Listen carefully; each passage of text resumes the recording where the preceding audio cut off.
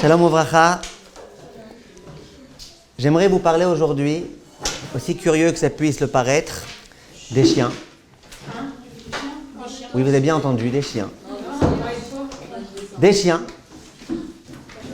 Quand vous ne comprenez pas le français, des yinches. On va parler des chiens, Bezrat Hashem, et des êtres humains. Et on va essayer de comprendre en quoi les chiens, quelquefois, ils sont capables de nous donner à nous, les hommes, des leçons. Et quelles leçons le chien va nous donner? Vous allez voir qu'aujourd'hui, il va nous donner une leçon exceptionnelle. J'espère qu'on aura le mérite, Bezrat Hashem, de bien l'apprendre.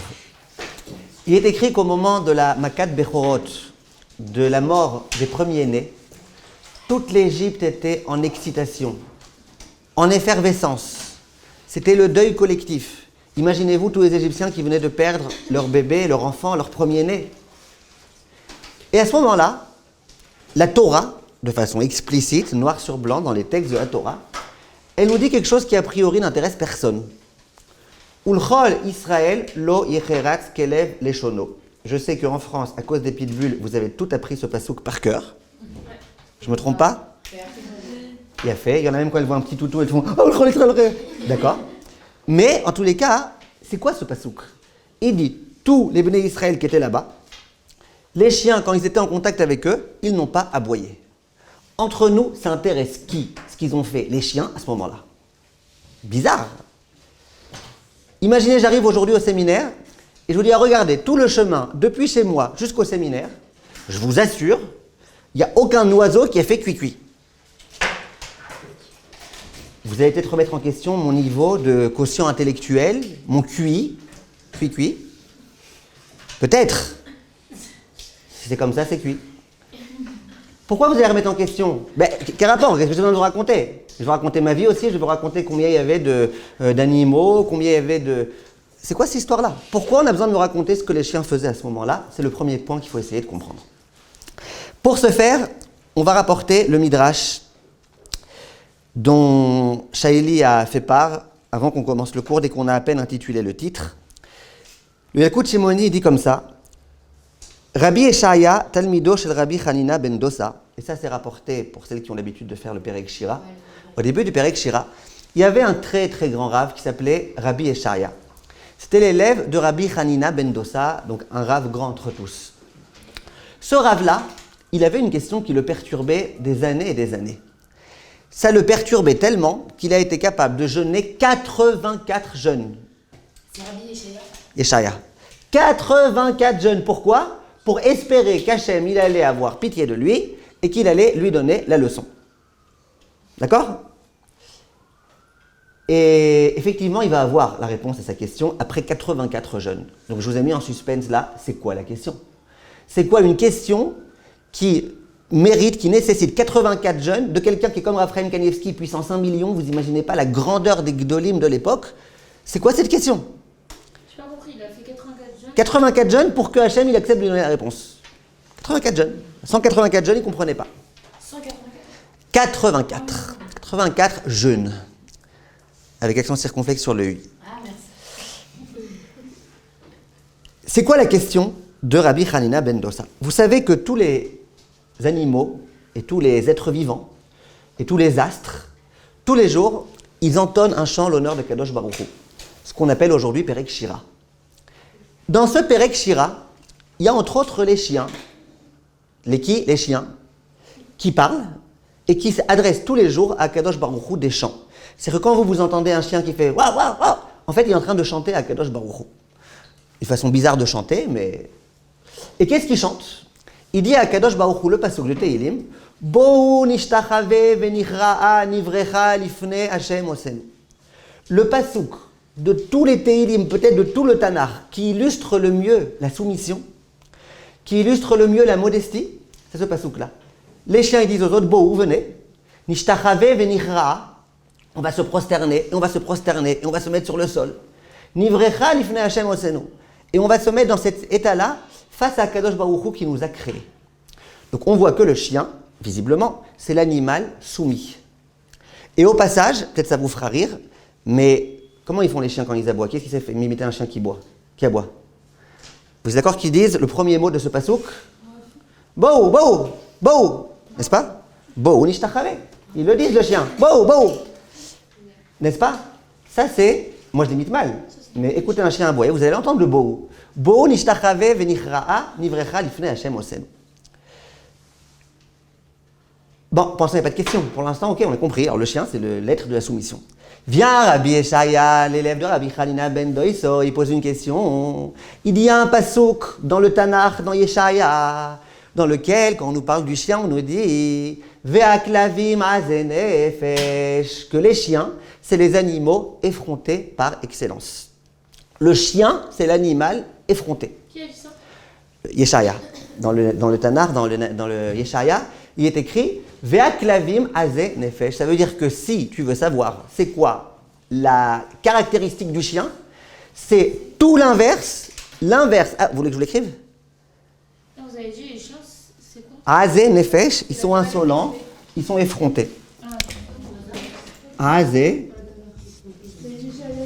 nefesh. Les chiens, ils sont aze nefesh. Vient Rabbi Hanina ben Dosa. Et il a Rabbi Yeshaya, il a une grande question. Il dit, alors, je ne comprends pas. Être aznefesh, ça veut dire être insolent. Être effronté, c'est l'inverse le plus total de la soumission. Donc comment, d'une part, on peut me dire que le chien, c'est lui qui chante le chant de la soumission, alors que le chien, qu'est-ce qu'il a? Il est effronté. Bon, si vous voulez une preuve, Léa, si vous voulez une preuve que le chien, il est effronté, eh bien, il paraît qu'une fois, il y avait un chien qui était en train de nager avec son maître. D'un coup, le chien, il a fait un vent par derrière, et son maître, il s'est noyé. Le chien, c'était un Pékinois.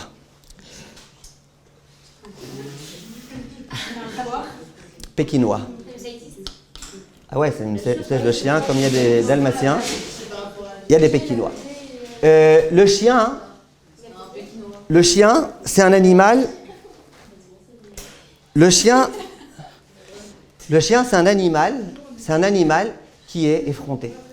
Moi, dit a priori Rabbi Hanina, Rabbi Yeshaya, moi, j'aurais pris un autre animal. Prenez un animal mignon. Prenez le mouton. Le mouton, il n'a jamais fait de mal à personne. Toute la journée, il est comme ça. Il paraît qu'il mange des chewing-gums, c'est bon pour la laine. Et voilà. Pourquoi on a besoin de passer par cet animal-là? Ah, j'adore quand je fais une blague et que c'est en 4 temps. D'abord, tu fais, c'est pour la laine. Alors, il y en a qui s'éclatent de rire, d'autres qui font la laine. Ah, la laine. Ah. Et puis, hop, la laine. On va un petit peu baisser le niveau des blagues, je crois. Parce que vous êtes encore au pékinois, alors vous n'avez pas écouté la suite du cours? Je rigolais encore sur pékinois. Vous, Léa, vous rigolez à cause de quoi, là? À cause de votre copine? Ouais. Vous moquez de sa tête? Non, pékinois. Ah, bravo. Et vous avez une question? Un prout qui pékinois.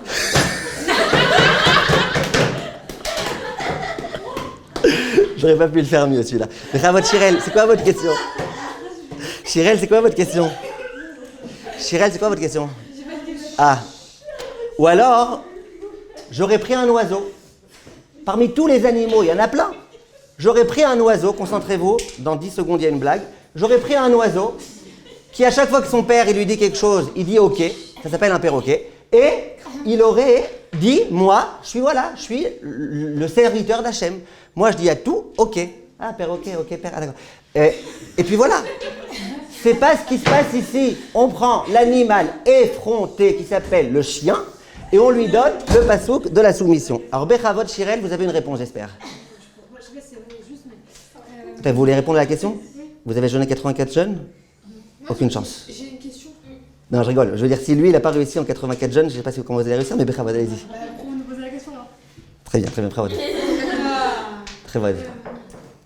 Peut-être que nous, si le chien lui-même, il a su inverser sa nature et chanter un chant alors qu'il est totalement à l'opposé, sauf qu'à l'opposé, alors nous, à plus forte raison, on doit détourner notre nature vers le bien. Genre, on doit... Vous n'avez pas répondu à la question. Si, Non, on ne pose pas une question sur eux, on pose une question sur le chien. Le chien, il est effronté ou il est soumis? Non, le chien, il est effronté. Mais Ah, mais on dit qu'il est soumis. On dit que c'est le chien qui dit bo, nishtachave venichra. Alors, il est quoi le chien? bah, il est soumis des fois et effronté d'autres fois. Ah, vous dites parfois il est comme ci, parfois il est comme ça. Genre, il a un dédoublement de personnalité.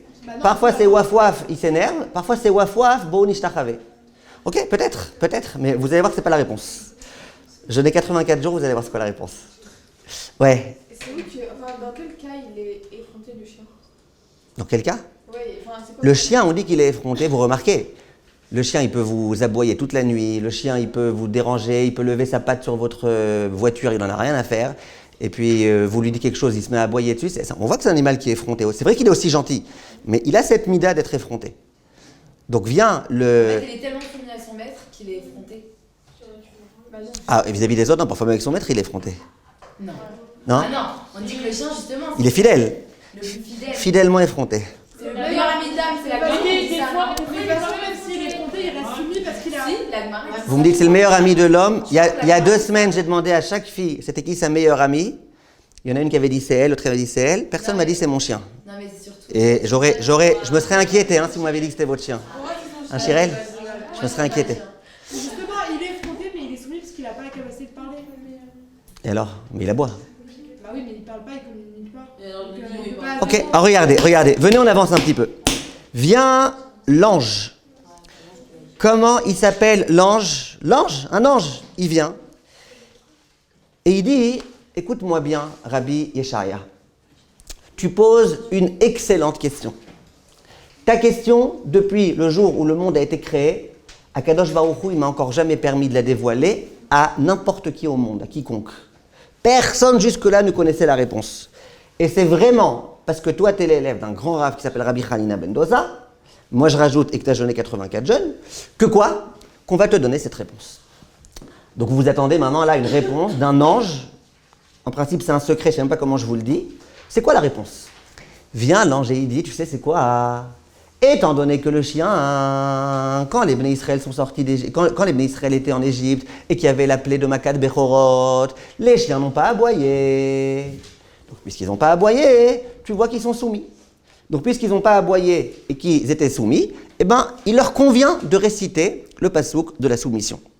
En d'autres termes, c'est quoi le propre du chien? Qu'est-ce qu'un chien, ça fait? Ça aboie. D'accord? On dit aussi que le chien, il jappe. C'est quoi jappe? J-A-2-P-E, c'est un synonyme d'aboyer. Le chien, il aboie. Le chien, il jappe. Il y a même un pays asiatique, à ce qui paraît, dans lequel les chiens, ils vous jappent au nez. Je jappe, tu jappes, il jappe, nous jappons. Japonais. Et regardez, si j'ai réussi, si d'ici la fin de l'année, je réussis à vous apprendre à faire rire, à vous apprendre à rire, ça sera déjà pas mal. Alors, le problème, c'est quoi? C'est que le chien, c'est quelqu'un qui jappe, quelqu'un qui aboie, quelqu'un qui crie, quelqu'un qui s'énerve, quelqu'un qui fait peur. Et bien là, ils ont été capables de se taire. Un chien se taire, c'est très bien. Donc, ils ont été capables de se taire. Il a fait... Est-ce que vous êtes satisfaite de la réponse? Si vous aviez jeûné 84 jeûnes pour recevoir une réponse autant, j'allais dire bidon, qu'est-ce que vous feriez? Dorian, J'accepte pas la réponse. vous avez compris la réponse? Oui, bah oui. Mais elle est pas assez. Pourquoi elle n'est pas assez? Eh, c'est une totale, hein, la réponse. Oh, pourquoi elle n'est pas assez? D'accord, mais c'est. Ça vaut pas les 80. C'est bateau quoi alors. Ouais, c'est rien. C'est pas, C'est pas que bateau. pas profond, quoi. Ouais, Po- c'est ça. Ok, bah on a pas dit que ça devait être profond. Bah Si c'est vrai. 84 jeunes. Si c'est vrai que c'est pas profond, c'est l'essentiel. Non, mais comment il a pas pu trouver, genre? De quoi? Comment il a pas pu trouver? Ouais, c'était pas hyper Il a dur à trouvé, trouver, c'est ça. Chalva, elle demande comment il n'a pas pu trouver. Très bien. Il a trouvé jusqu'à la Mais moi, je pense plus que ça. Moi, je pense que la réponse, a priori, elle n'est pas bonne. Rachel, pourquoi elle n'est pas bonne la réponse? Qui est-ce qui sait? Il va se baser que sur un truc. Chirel, pourquoi elle n'est pas bonne la réponse? Ouais. Ah, Emma, pourquoi elle n'est pas bonne la réponse? Bravo, dites-moi. Chirel, pourquoi elle n'est pas bonne la réponse? Shaili, pourquoi elle n'est pas bonne la réponse? Bah, la Torah, elle a été créée avant le monde et du coup, les ténèbres, c'était à la sortie d'Égypte. Mais comment on peut dire qu'ils sont effrontés si Hachem il a répondu à Rabbi Yeshaya qu'ils étaient soumis? Enfin, Vous vouliez du profond? Écoutez. Ah, elle voulait un truc profond, là je crois que vous allez être très très profond. Bravo de continuer. Enfin, je sais pas.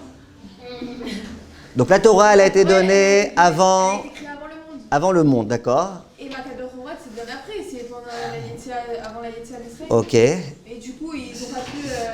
La réponse, elle est pas bonne parce que lui, le malheur, il répond en fonction de Makal Bekorot. Mais la Torah, elle avait cité bien avant que le Azen Nefesh Hein qu'ils étaient effrontés. Et du coup, il peut pas Vous me demandez, est-ce que le Nach aussi il a été créé avant la création du monde? Ouais, c'est trop profond pour moi, ça je sais pas. Il faut réfléchir.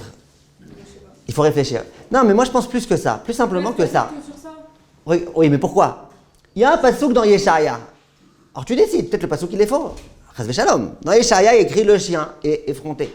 Donc c'est qu'il est effronté. Tu me dis, ouais, mais une fois dans sa vie, il était capable de se taire. Ok, mais le chien il est quand même effronté. En quoi tu as répondu à la question? En quoi tu as répondu à la question du fait qu'une fois, dans un cas précis, il y a eu un fait historique, c'est que le chien était capable de se taire, en quoi ça répond? Vous connaissez ça, quand vous posez des bonnes questions et vous obtenez des réponses débiles. Une fois, je dis à quelqu'un, t'habites où? Il me dit, j'habite chez moi. J'habite chez lui. Bah, des fois, on n'a pas de réponse aux questions. Une fois, il y en avait un qui était avec ses 2 chiens, c'était un Belge. On s'est bien mis d'accord qu'il n'y a pas de Belge ici, n'est-ce pas? Non. Il était avec ses 2 chiens. Alors quelqu'un le rencontre et lui dit, c'est quoi ces 2 chiens? Il dit, ah, celui de gauche, c'est un labrador. Alors l'autre, il lui dit, et celui de droite? Il dit, ah, c'est aussi un labrador. Il dit, ah, d'accord, il continue à marcher avec son chien comme ça. Après, il lui dit, alors, ils sont gentils ces chiens? Il dit, ah, celui-là de gauche, c'est un chien vraiment sympa, il est fidèle, il est gentil. Ok, et celui de droite? Ah, lui aussi, il est fidèle, il est gentil. Bref, il continue, ça te coûte cher de les entretenir. Il dit, ah, celui de gauche, tous les jours, il mange, ça me revient à peu près 50 €. Ah, d'accord, et celui de droite? Lui aussi. L'autre, il lui dit, vous pouvez m'expliquer quelque chose? Pourquoi je vous pose une question? Vous me dites celui de gauche, et puis après, je dois vous demander pour celui de droite, et vous me dites lui aussi. Il me dit, ah, c'est une très bonne question, ça. Il dit, parce que je vais te dire la vérité, celui de gauche, il m'appartient à moi. Il dit, ok, et celui de droite? Il dit, ben lui également. Là, tu poses une bonne question, tu as une réponse débile. Là, c'est un ange. Après 84 jeunes, qu'est-ce qui se passe ici? On va essayer tout de suite, Bezrat Hashem, de donner une réponse et d'avancer. Parce que... Quoi, vous n'êtes pas habitué aux rabbinim qui font des blagues?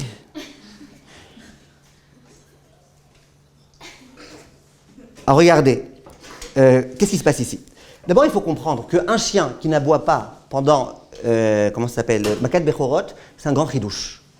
Pourquoi c'est un grand chidouche? Non, je vous la fais profond comme vous aimez. Pourquoi c'est un grand chidouche? Parce que le chien, il y a écrit dans la Gemara qu'à Chatzot Laïla, à minuit, il aboie beaucoup. Vous allez me dire, il y en a qui aboient toute la nuit. Il y en a un, il aboie toute la nuit. Mais en tous les cas, à minuit, c'est le moment particulier où le chien, il aboie. N'est-ce pas? Il paraît, c'est la Gemara qui le dit. Hein? En tous les cas, comme ça, la Gemara, elle dit. Donc la Gemara, elle dit qu'à minuit, il aboie beaucoup. D'accord? Il aboie beaucoup. Maintenant, c'est-à-dire que si une fois vous voulez vous réveiller à minuit, c'est pas la peine de mettre votre réveil radio, les chiens, ils aboient. Une fois, il y en a qui a acheté un coq, et son voisin, il n'en pouvait plus, parce que tous les matins, à 6h du matin, il n'en pouvait plus, tous les matins, il se réveillait à 6h du matin. Lui, c'est quelqu'un qui se réveille tous les matins à 9h. Un jour, il a été prendre le coq, il lui a pris la tête, et l'autre voisin, il arrive, il dit, mais qu'est-ce que tu fais là, c'est mon réveil matin? Il dit, ouais, non, je l'ai réglé à 9h du matin. D'accord? Le chien, il nous fatigue, il aboie sans arrêt. Eh bien, c'est sa nature. Maintenant, plus que ça, la Gemara, elle continue et elle dit que lorsqu'il y a l'ange de la mort dans la rue, comment il s'appelle? Malach Hamavet, eh ben, les chiens, ils ont peur, ils sont effrayés. Et ils se mettent à aboyer. Ça ne veut pas dire que quand il y a un chien qui vous voit qui se met à aboyer, que vous êtes l'ange de la mort, ça j'ai pas dit. Mais ça veut dire que quand il y a l'ange de la mort, ils aboient. Là, il y avait l'ange de la mort qui était descendu. Avec Kadosh Baruch Hu, on est parlé de ça la semaine dernière, pour tuer qui? Les premiers-nés. Les chiens, en dehors du fait qu'il était minuit, en plus, il y avait l'ange de la mort. En plus, quand un chien de garde, il voit son maître qui est complètement perdu, qui est complètement excité, toute l'Égypte qui est en effervescence, ben lui aussi il joue le jeu, il se met un petit peu à aboyer. Le chien, il avait toutes les raisons au monde d'aboyer. Et qu'est-ce qu'il a fait? Il n'a pas aboyé. Et pourquoi il n'a pas aboyé? Parce que c'était la volonté d'Akadosh Baruch Hu. Akadosh Baruch Hu, il a demandé à ce moment-là aux chiens, ils ont compris les chiens qu'il ne fallait pas aboyer, et donc ils n'ont pas aboyé. Moralité, c'est pas Stam. C'est pas Stam que le chien, une fois, il avait plus de voix, il était à faute, donc il n'a pas aboyé. Non, là on aurait dit, écoute, en général, tu es effronté, une fois tu n'as pas été effronté, ben c'est pas grave, tu restes effronté. C'est pas ça. c'est que le chien, ce jour-ci, il a été capable de nous montrer, de nous prouver, de nous donner une leçon. C'est quoi être soumis à Kadosh Baruch Hu? J'ai toutes les raisons au monde d'aboyer. En plus, je suis un chien. Je dois aboyer. J'aboie. Eh ben non. Là, en l'honneur des béné Israël, j'aboierai pas. C'est donc très très important cette leçon que les chiens vont nous donner, puisqu'ils vont nous apprendre c'est quoi être un serviteur d'Akadosh Baruch Hu, mais je vais revenir dans un instant sur cette idée. J'aimerais poursuivre un tout petit peu avec vous la réflexion Bezrat Hashem. Il y a une halakha, c'est une halakha d'Eoraïta. Il y a écrit que lorsque, dans mon troupeau, il y a un animal qui devient un taref, et donc je ne pourrais pas lui faire la shrita et le manger. Donc j'ai plus rien à faire avec lui. Il y a une halakha, qui est-ce qui sait? Qu'est-ce qu'elle dit la halakha, Tzipora? Qu'est-ce qu'on fait avec ce chien? Qu'est-ce qu'on fait avec ce chien? Avec cette vache qui va bientôt mourir? Qu'est-ce qu'on fait avec cette vache? Pas avec ce chien, avec cette vache. Vous avez compris le cas? J'ai une vache qui va bientôt mourir, qu'est-ce que je fais avec cette vache, Myriam? On la tue. On lui fait la shrita. Non, tu ne peux pas lui faire la shrita puisque de toute façon elle est mourante. Dina, qu'est-ce qu'on fait avec cette vache? À qui on la donne? Vient la Torah, Shaili, et dit la kelev tashlichun oto. Vous donnerez la vache au chien. Ça veut dire que le chien, il a une parnassa assurée. Toute vache qui est mourante et donc dont on ne pourra plus faire la shrita et la manger soi-même, on la donne au chien. Demande le Midrash pourquoi? Pourquoi ils ont eu ce mérite, les chiens? Parce que comme lors de la Makat Bechorot, les chiens n'ont pas aboyé, donc ils doivent avoir cette récompense. Je continue. Vous savez... C'est que les vaches? Non, les moutons, c'est comment ça s'appelle? Le bétail. Maintenant, écoutez bien. Il y a le Midrash, un autre Midrash, il va plus loin que ça. Qu'est-ce qu'on a de plus sacré dans le monde? La Torah Akdosha. D'ailleurs, une fois, il y en a un qui m'a dit, c'est tellement sacré la Torah que moi, j'ose pas toucher. Il n'utilise jamais la Torah, lui, il n'ose pas toucher, c'est trop sacré. La Torah, c'est le plus sacré, n'est-ce pas? Les tefilines, c'est très sacré. Comment on appelle sacré en hébreu? Kadosh. Les mezuzot, c'est kadosh. Avec quoi on fait toutes ces choses-là? Avec un parchemin. Comment on fait un parchemin? Je vous donne le secret, j'espère que ça ne vous empêchera pas de mettre la main sur la mezouza en sortant de la pièce. On prend une peau d'animal et compagnie, et on la tanne avec des excréments, chutznike votrem, de chien. C'est vrai, c'est le Midrash qui dit des excréments de chien. On prend des excréments de chien. On prend, ouais, comme ça, c'est comme ça qu'on fait. Jusqu'à aujourd'hui alors. Je pense que jusqu'à aujourd'hui, ça, on demandera si vous voulez à des gens qui tannent des peaux. Mais en tout cas, c'est comme ça que la Torah, elle demande. La Torah, la halakha, elle demande de tanner la peau. Et comment on fait pour la tanner? Il faut des matières bien corrosives. À ce qui paraît, les excréments de chien, ils sont bien corrosifs. Demande le Midrash, comment ils ont eu ce mérite fou les chiens? Ça ne dit pas que c'est pas un mérite. La vérité, si tu es un chien, rien que pour ça, qu'on puisse prendre tes excréments, faire des tefilines, c'est le top. Comment ils ont eu ce mérite les chiens? Moi, j'aurais posé une autre question. J'aurais dit, mais c'est pas kavod pour les tefilines. Une fois, il y avait 2 mouches qui étaient sur un excrément de chien, en train de manger. Et puis, il y a une des mouches qui s'est mise à rôter. Elle s'est mise à rôter. L'autre, elle lui a dit, mais c'est pas poli ce que tu fais là, on est à table. Oh, raconte. Attends, vous avez compris ou pas? C'est pas kavod. Eh ben si, c'est kavod. Pourquoi? Parce que le chien, qu'est-ce qu'il a fait? Il n'a pas aboyé. Regardez jusqu'où ça va. Maintenant, moi, j'aimerais vous poser une question. Et j'aimerais que vous y répondiez, s'il vous plaît. On va avoir d'autres animaux qui vont avoir un comportement exemplaire, méritoire, et tous les synonymes que vous voulez. C'est qui ces oiseaux? La colombe dans l'histoire du déluge, d'accord? Mais dans nos parachiotes à nous, on va avoir un animal qui s'appelle les oiseaux. Tsiporim. Les oiseaux. Les oiseaux, ça va être quoi leur mérite? Écoutez bien, c'est très important. Sophia, écoutez bien. C'est quoi les oiseaux? Il y a écrit que Moshe Rabbeinu s'adressait aux Béné Israël. Et il leur a dit, vous savez, les enfants, Shabbat, on ne doit pas prélever la manne, on ne doit pas ramasser la manne. Donc, vous savez, c'est quoi la manne? La nourriture du désert. Donc, Hachem, qu'est-ce qu'il va faire? Il va vous donner une double portion la veille, vendredi. Vendredi, il y aura une double portion. Shabbat, il n'y aura pas de manne qui tombera du ciel. C'est clair? Il y avait 2 rigolos qui s'appelaient Datan et Aviram. Eux, ils ont voulu démonter Moshe Rabbeinu. Ils ont voulu dire à tout le clan d'Israël, vous allez voir, Moshe Rabbeinu il se trompe, il dit n'importe quoi, vous allez voir que Shabbat il y aura de la manne. Qu'est-ce qu'ils ont fait, c'est rigolo. Ils ont été en pleine nuit, donc la nuit de vendredi soir, ils ont pris des espèces de grains de couscous, ils les ont jetés dans les champs comme ça, près du camp dans lequel se trouvait le clan d'Israël, et ils se sont dit demain matin ils vont tous descendre, et ils vont voir tout ça, ouai, la chouma que ça va mettre à Moshe Rabbeinu. Les Tziporim, qu'est-ce qu'ils ont fait? Ils n'ont pas voulu qu'il y ait une chouma à Moshe Rabbeinu. Qu'est-ce qu'ils ont fait? Ils sont venus et ils ont picoré tout le couscous qui était là-bas. Le lendemain matin, les Bnei Israël, ils arrivent, eux, ils se doutaient de rien. Par contre, quand Nathan et Aviram, ils sont arrivés, ils disent, mais qui est-ce qui nous a déjoué ça? Quoi, il y a des gens encore plus intelligents que nous? Qui a réussi à faire ça? Et à ce moment-là, qu'est-ce qui va se passer? Eh bien, Akadosh Baruch Hu, il va dire, bon, écoutez, les oiseaux, ils ont fait quelque chose de méritoire. C'est vraiment grand ce qu'ils ont fait, les oiseaux. Qu'est-ce qu'il va faire Akadosh Baruch Hu? Il va leur donner une récompense. Qui est-ce qui sait c'est quoi la récompense qu'on donne aux oiseaux et qui n'a pas encore participé? Qui est-ce qui sait? Shirel? Ils vont pouvoir voler en liberté. Ils mangent des vers de terre. Ça, la récompense. Vous en voulez? Qui est-ce qui sait? Shaili? Hein? Ils vont pouvoir être libres, non? Libre, ok, libre ou pas libre, je sais pas. Ceux qui sont dans votre cage, ils sont pas libres. Mais là, il y a des gens qui sont dans le cage. Shalva, c'est quoi la récompense? Avec Mashiach. Mashiach? Ouais, Je sais pas. Demandez au Rav Shaya. Léa? Ok. Il y a une coutume qui consiste à Parashat Béchalach. C'est bientôt, c'est la semaine prochaine. Parashat Béchalach.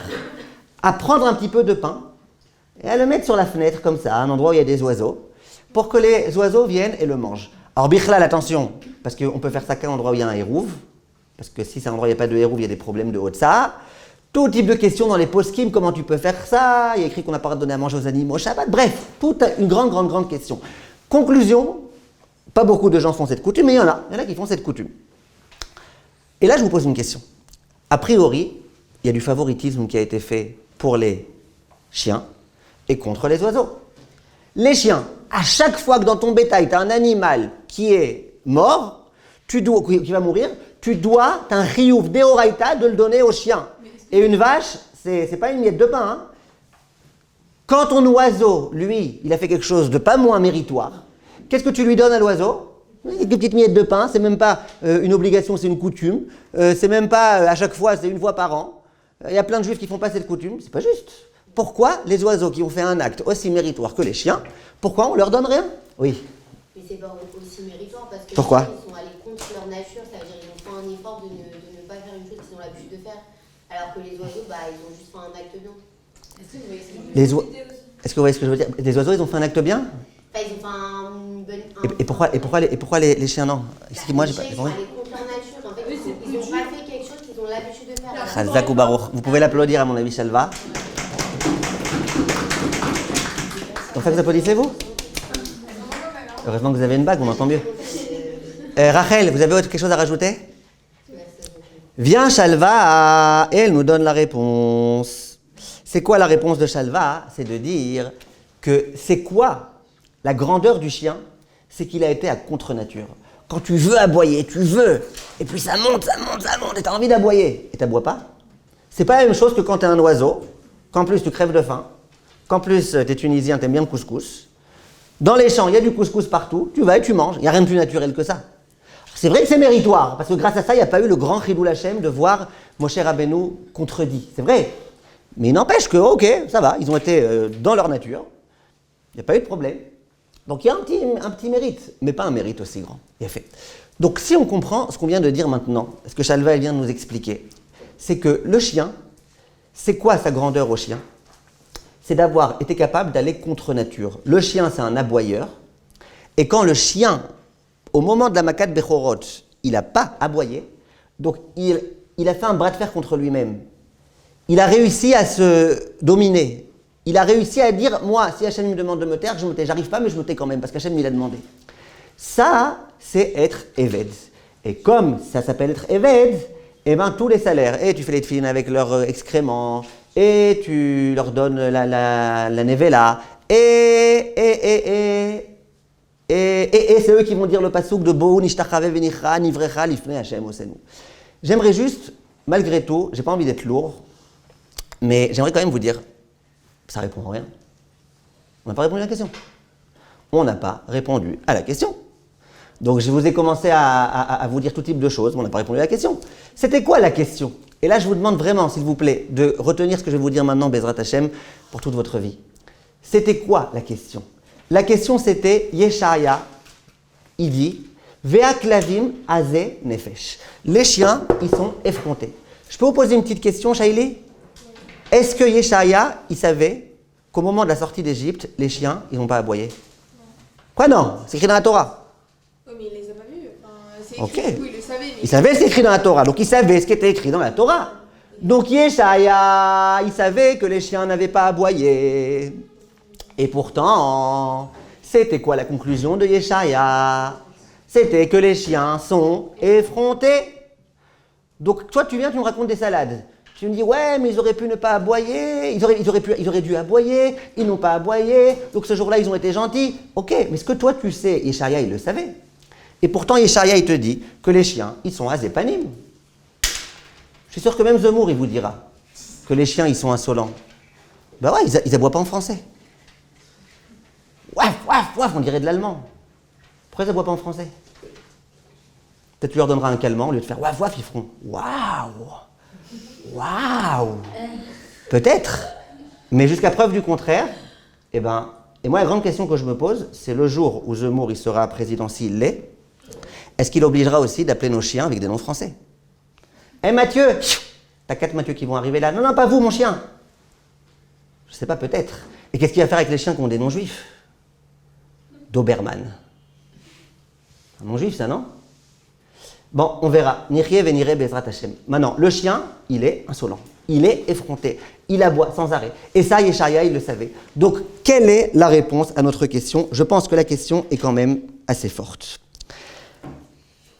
Alors, on va essayer, Bezrat Hashem, de donner la réponse maintenant tout de suite.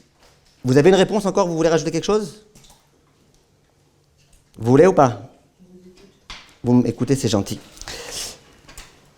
La réponse, je vais vous la dire de façon très très crue, et après je vais essayer de l'expliquer un petit peu. La réponse qui est donnée ici, c'est que même si tu es un chien, je ne peux pas être plus cru que ça, même si tu es un chien, tu peux être un Oved Hashem. Voilà, c'est ma phrase, vous voulez un titre à votre cours Shaili, même si tu es un chien ou une chienne, tu peux être serviteur de Dieu. D'accord? On mettra ça comme titre, je crois, sur le cours. Ça veut dire quoi? Écoutez bien, c'est très très très important. Et là, c'est le grand Yesod. Il y a des tas de gens qui disent « Moi, j'arrive pas à faire des bonnes choses, j'ai beaucoup de défauts, et sans arrêt, je suis rappelé par mes défauts, et j'arrive pas à être meilleur, et j'ai du mal, et je me mets en colère trop facilement, et parfois je me mets à aboyer trop vite, et parfois j'arrive pas à faire attention à ma langue, et parfois j'arrive pas à faire attention à plein de choses. » Vient ici la Torah et elle te dit, t'as raison que parfois l'être humain, parce que c'est une leçon qui est donnée à l'être humain, parfois l'être humain peut-être que c'est un peu comme un chien, mais même le chien il peut être soumis à Kadosh Baruch Hu. Même le chien. Une fois il y a tout un groupe de gens qui sont arrivés de Damas. Je leur ai dit, d'où vous venez? Ils m'ont dit de Damas. Je leur ai dit, ah vous êtes des Damasiens alors? Ils m'ont dit oui. Je lui ai dit, combien vous êtes? Ils m'ont dit 101. 101 Damasiens. Ça vous dit rien? Eh ben, voilà, tu peux être un chien. Tu peux quelquefois être un chien, avoir des attitudes de chien, avoir des qualités, des défauts de chien. Tu peux. Est-ce que c'est pour autant que c'est fini? Tu peux pas, tu pourras pas, j'ai plus aucune chance, j'arriverai jamais, je deviendrai jamais quelqu'un de grand? Non. Tu vois bien que le chien, avec ses défauts, il a pu servir à Kadosh Baruch Hu. Une fois, un homme, il m'a dit, moi, j'ai un grand défaut, c'est que j'aboie toujours. À chaque fois qu'on me pose des questions, à chaque fois qu'on me dit des choses, je m'énerve. Quel métier vous me conseillez de faire? Je dis, sois pharmacien. D'accord? Le principe du chien, le chien, il peut servir à Kadosh Baruch Hu si jamais il est prêt à faire ce que Shalva lui a demandé au chien. Qu'est-ce qu'elle a demandé Shalva au chien? D'aller à contre-nature. Si tu vas à contre-nature, tu peux servir à Kadosh Baruch Hu. Alors comment ça se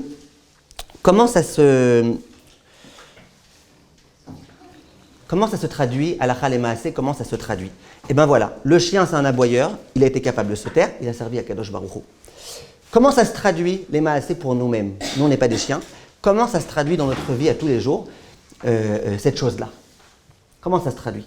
Il y a des gens qui vont dire, moi par exemple je suis une gaffeuse. J'arrête pas de faire des gaffes. Tout ce que j'ai à dire, je le dis. Même quand il ne faut pas, je le dis. Bon, c'est un peu comme le chien. C'est le chien qui aboie tout le temps. Même quand il n'a rien à dire, il aboie. N'est-ce pas? Ou il y a des gens qui sont effrontés. Il y a des gens qui sont effrontés. Un homme, il a offert un cadeau à sa femme. Il a payé super cher. Il s'est fatigué. Il a mis le papier cadeau. Elle le prend, elle s'en va. Il lui dit, j'ai rien entendu. Il dit, mais c'est normal, j'ai rien dit. Bizarre, non? Ça s'appelle être effronté. Il y a des gens qui sont effrontés. Question, t'es effronté, mais qu'est-ce que tu fais? Est-ce que t'es effronté et malgré tout, tu vas à l'encontre de ta nature? Ou est-ce que t'es effronté et tu vas pas à l'encontre de ta nature? Il y a des filles, par exemple, qui vont dire, voilà, moi, ma nature, c'est de m'habiller pas de tsniout. J'ai du mal à m'habiller de tsniout. J'ai beaucoup de mal. J'arrive pas. Donc elle se dit, ben, j'ai l'impression d'être un peu chien dans ce truc-là. J'arrive pas, voilà, j'arrive pas. Est-ce que le fait que tu n'arrives pas à t'habiller tsniout, ça veut dire que tu as un petit aspect caviarol, animal? Est-ce que ça veut dire que tu es fichu et que tu n'as aucune chance ou pas? Ben, pas du tout. Une fois, une fille, je lui ai dit, elle me demandait conseil. Elle était tout le temps en mini, vraiment mini. Elle me dit, qu'est-ce que vous me conseillez?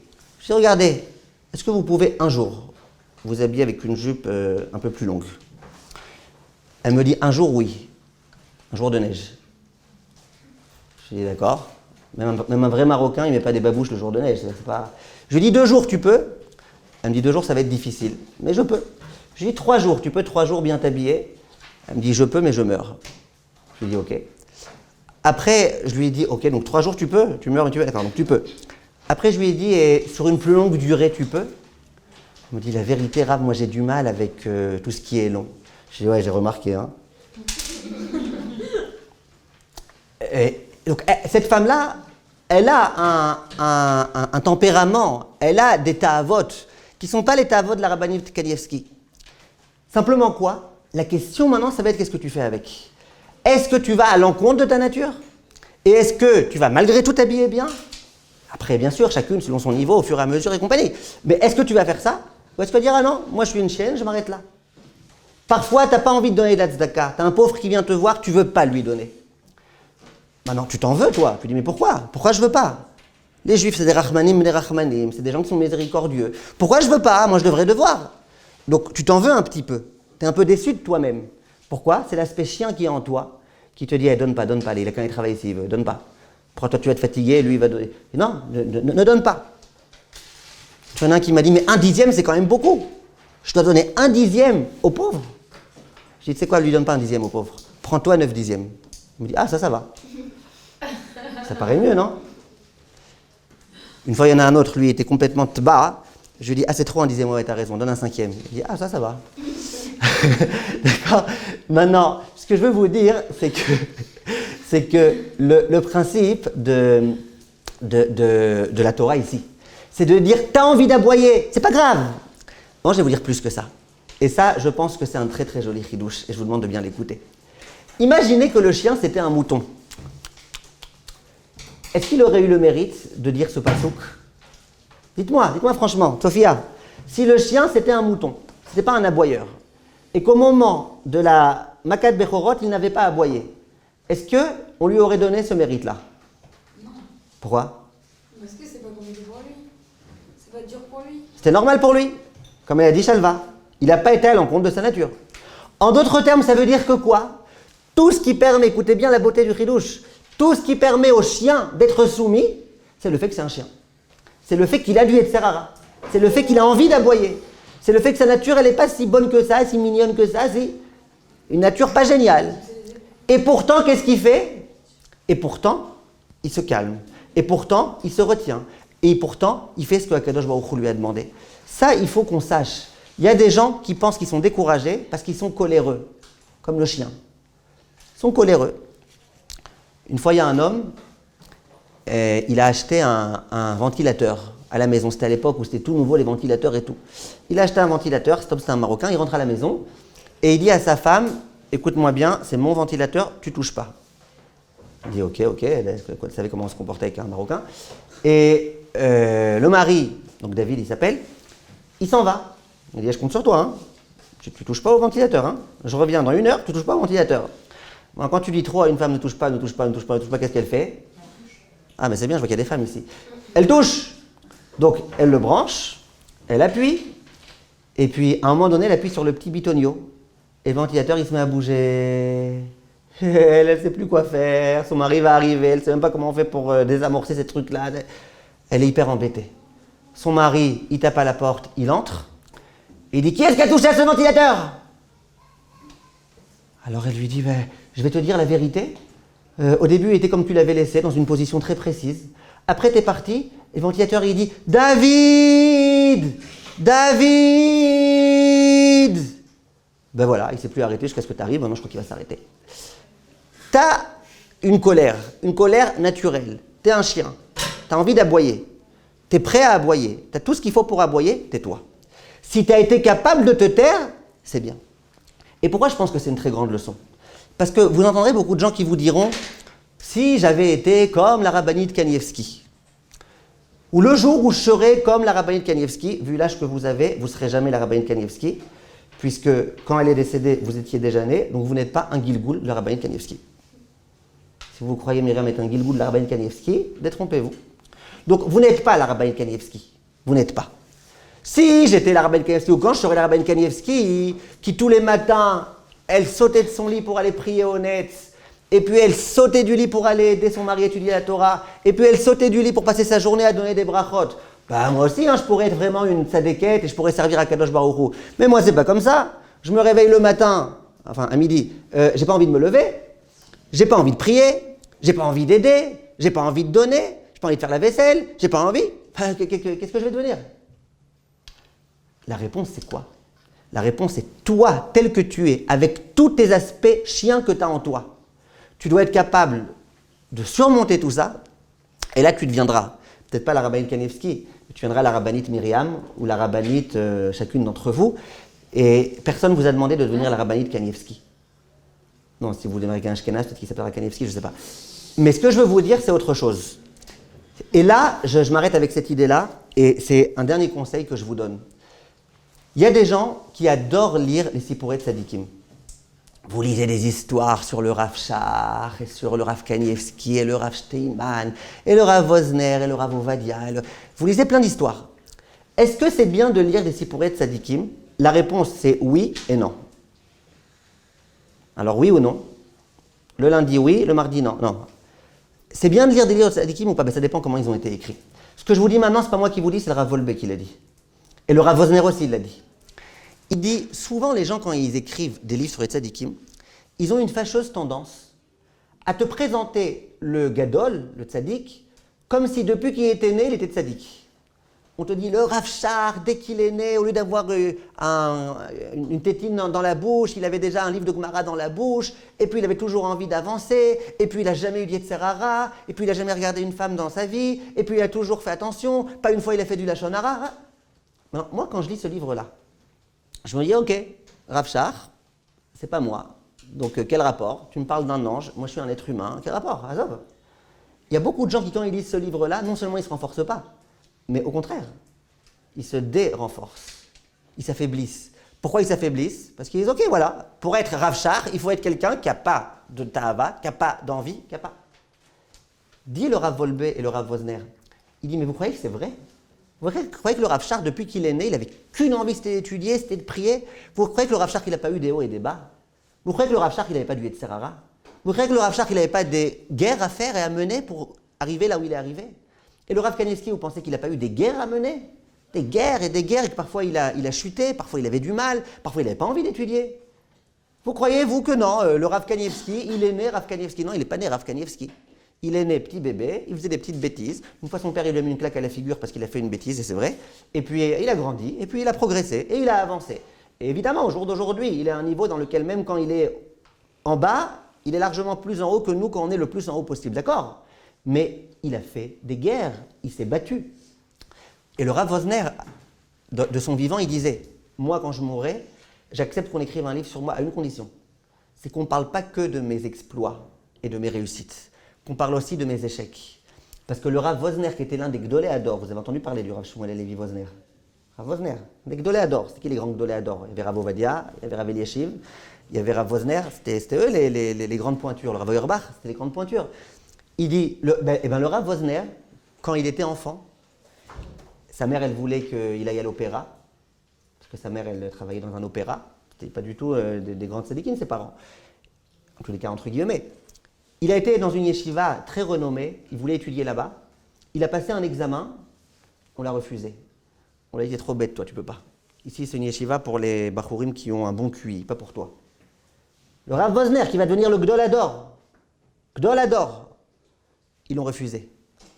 Et après, il raconte comment finalement il a réussi à rentrer dans cette yeshiva, et comment personne ne voulait étudier avec lui, parce que lui, c'était le nul. Et comment il a eu du mal, il a eu des difficultés, parfois il n'avait pas envie d'étudier, et il s'est battu, et il s'est battu, et il s'est battu. Finalement, il est devenu le Rav Wosner. Ça serait la plus grande erreur de notre vie, de croire que les personnes qu'on a, qui sont des images pour nous, qui sont des personnes grandes, des personnes qu'on aimerait imiter, de croire qu'ils sont nés tzadikim et qu'ils n'ont jamais eu de guerre à faire et que jusqu'au jour d'aujourd'hui, tout va bien et tout est facile pour eux. Et voilà, tout le monde a des guerres, dans tous les domaines, dans la Torah, dans la Emouna, dans la Tzniout, dans tous les domaines de la vie. Tout le monde a des épreuves, tout le monde a des difficultés, tout le monde a quelquefois des échecs. C'est quoi la grandeur de l'être humain? C'est de dire, ok, j'ai mes défauts, comme la Rabbeinu Kanevski, elle a ses défauts, comme le Rav Ovadia, il avait ses défauts. Moi aussi, j'ai mes défauts. Peut-être j'ai des défauts plus grands, peut-être j'ai des défauts plus petits, peut-être j'ai des défauts dans d'autres domaines. On a tous des défauts, on est tous des êtres humains. La grande différence entre Rav Ovadia et Rav Kanevski et quelquefois nous, c'est que eux, quand ils ont eu des chutes, quand ils ont eu des problèmes, des difficultés, ils se sont relevés. Ils y ont cru. Et nous, quelquefois, on dit, bah voilà, tu vois, avec tel défaut, tel défaut, tel défaut, je ne deviendrai jamais Rav Chaim Kanevski. Mais si tu penses comme ça, tu ne le deviendras jamais. Mais si tu décides de servir à Kadosh Baruch Hu avec tes défauts, malgré tes défauts, et que ce qui t'intéresse, ce n'est pas les résultats, mais c'est les efforts, ce qui t'intéresse, ce n'est pas simplement la lutte intérieure que tu as, mais c'est est-ce que finalement tu vas quand même faire ou pas, et bien là, tu pourras, Bezrat Hashem, avancer. Et c'est la grande leçon, à mon avis, que le chien nous a donnée. Tu peux être un chien, tu peux être effronté, tu peux avoir des défauts, c'est-à-dire que c'est vrai qu'il est effronté. Le chien, c'est un animal effronté. Mais justement, l'animal effronté qui est capable, quand il faut se taire, c'est lui l'animal soumis. C'est lui qui est le serviteur d'Akadosh Baruch Hu. Il y a qu'on ait le mérite, Bezrat Hashem.